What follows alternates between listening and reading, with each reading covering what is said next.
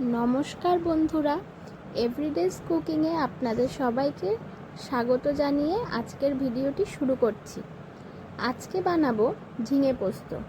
নিরামিষ এই পদটি যদি গরম ভাতের সঙ্গে থাকে তবে তো যারা ঝিঙে পোস্ত প্রেমী আছে তাদের মনে হয় আর কোনো চিন্তাই থাকে না। তো আর কথা না বাড়িয়ে চলো ভিডিওটি শুরু করা যাক। ঝিঙে পোস্ত বানানোর জন্য প্রথমেই নিয়ে নিয়েছি কয়েকটি ঝিঙে এবং একটি আলু। এবার এই ঝিঙেগুলিকে এবং আলুটাকে ভালো করে কেটে পরিষ্কার করে টুকরো টুকরো করে কেটে নেব।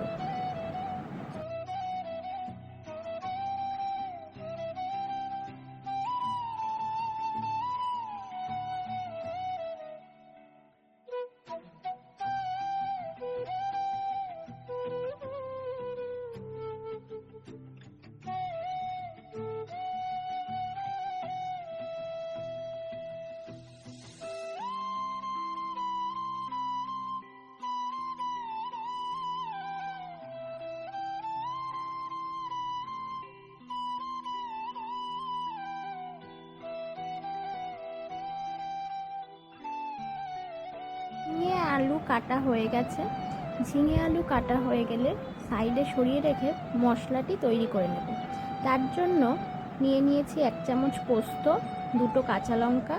পোস্তর মধ্যে সামান্য দিয়ে দিয়েছি একটু হলুদ, অল্প পরিমাণে জল দিয়ে শিলনোড়ায় ভালো করে বেটে নেব।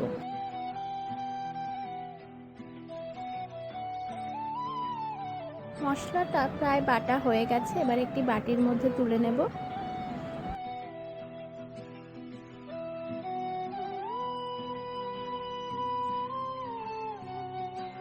এরপর ওভেনে কড়া বসিয়ে তার মধ্যে তেল দিয়ে দেব।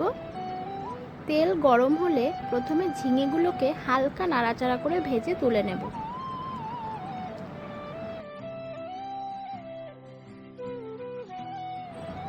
তেল গরম হয়ে গেছে, এবার ঝিঙেগুলোকে দিয়ে দিচ্ছি আস্তে আস্তে করে।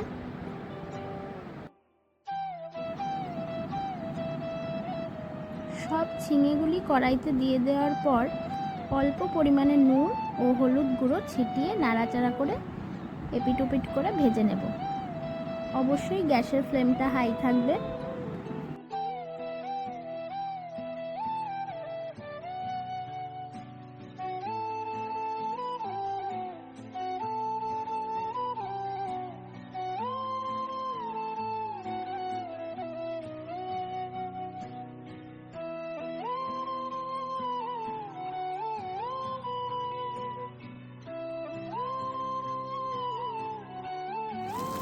ঝিঙেগুলি ভাজা হয়ে গেছে, এবার একটি বাটির মধ্যে ঝিঙেগুলোকে তুলে নিয়েছি। এরপর ওই তেলের মধ্যে 5 ফোড়ন সম্বার দিয়ে তার মধ্যে আলুগুলিকে অল্প নাড়াচাড়া করে ভেজে নেব।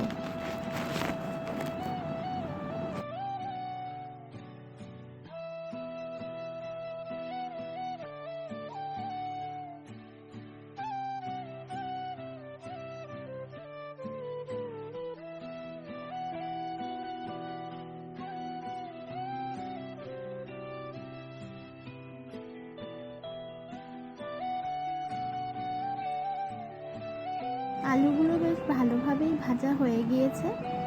এরপর এর মধ্যে সেই বেটে রাখা পোস্তটা দিয়ে দেব।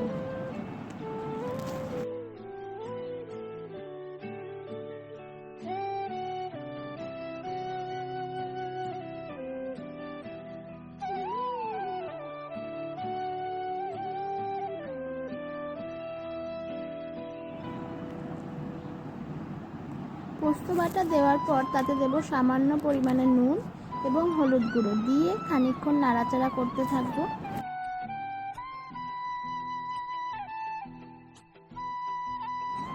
বেশ খানিকক্ষণ নাড়াচাড়া করতে করতে যখন মশলাটা কষে আসবে তখন তার মধ্যে ঝিঙেগুলোকে দিয়ে দেব।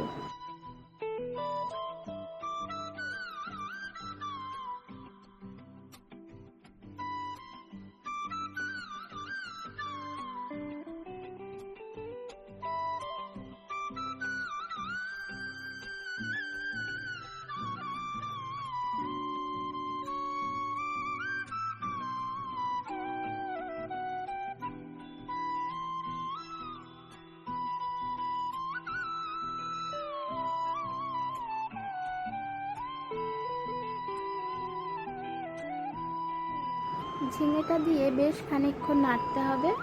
এভাবে নাড়তে নাড়তে আলু ও ঝিঙেগুলো সব সেদ্ধ হয়ে যাবে। তারপর সামান্য সর্ষের তেল, কাঁচা সর্ষের তেল উপর থেকে ছড়িয়ে দেব এবং দিয়ে একটা ঢাকনা দিয়ে ঢেকে দেব যাতে সর্ষের তেলের গন্ধটা বেরিয়ে না যায়। তা খুলে নেড়ে চেড়ে নামিয়ে নিলেই গরম গরম ঝিঙে পোস্ত একদম তৈরি।